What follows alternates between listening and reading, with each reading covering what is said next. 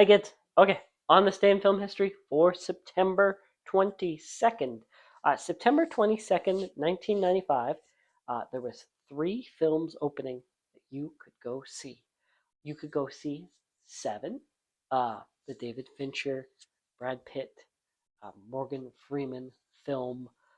It had a $34 million budget, made $327 million at the box office. So a lot of people went and saw it. And it was nominated for Academy Award for Best Editing, and of course inspired all of the crime films after that. Even some horror films like Saw helped further the career of David Fincher and Morgan Freeman, and helped Brad Pitt get less "I'm just a pretty boy" roles. Maybe tried to, anyways. Or you could go see Empire Records. That had a $10 million budget, and it made 300,000. 300,000. Rex Manning Day, it was not. Made $300,000 at the movie. Everybody was over watching Seven, apparently. Or you could go see Showgirls if you're of age, because it was rated NC-17. Paul Verhoeven, Elizabeth Berkley talked about this film in my camp series. It had a $45 million budget, and it made $37 million. So that's better than 300,000, right? Okay. Let's do September 21st, 1961 is the death of Marion Davies. She was born in 1897. She was 64 years old when she died. Complications due to a number of health issues she was experiencing. Kind of a heavy drinker towards the end of her life. I believe she was dealing with cancer. So she was started out as a showgirl. She was a chorus girl of Ziegfeld Follies when she was noticed by William Randolph Hearst, Charles Foster Kane himself. They started a relationship when Hearst was 58 and she was 21.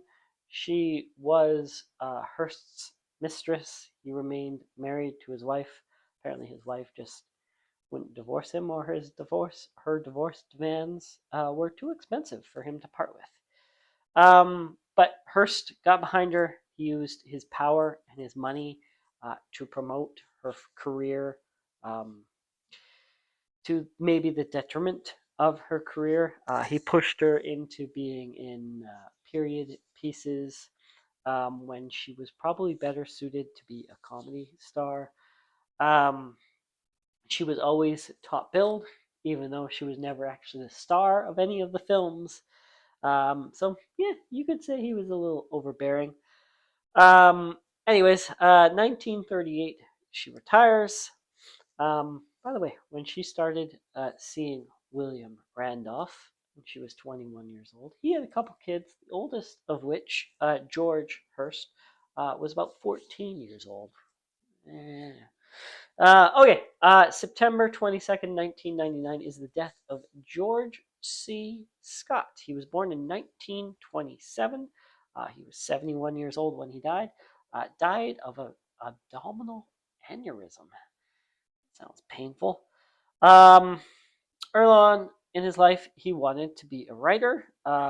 Served in the Marines from 45 to 49, and then he went to the University of Missouri, where he studied English and theater. Graduated from there in 1953.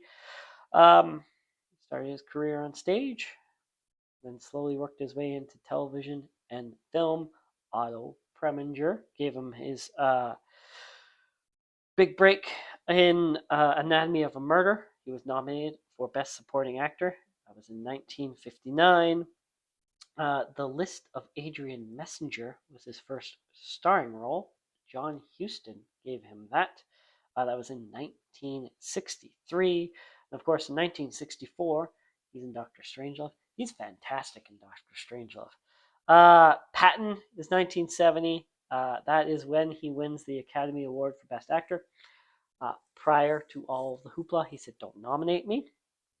I'm not in it for awards. It's not about awards. Don't nominate me." I nominated him. And he said, I'm not going to be there. I'm not going to accept it. If I win, don't give it to me. They gave it to him. And he refused the award. So I believe the year before, um, Marlon Brando refused his Academy Award. George C. Scott refused his. Uh, Patton, by the way, written by Francis Ford Coppola, who would later on write and direct Godfather, which Marlon Brando also. So something about Francis Ford, maybe.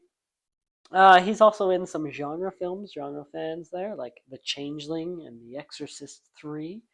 George C. Scott. Anyways, thank you for watching. Like, subscribe. See you tomorrow.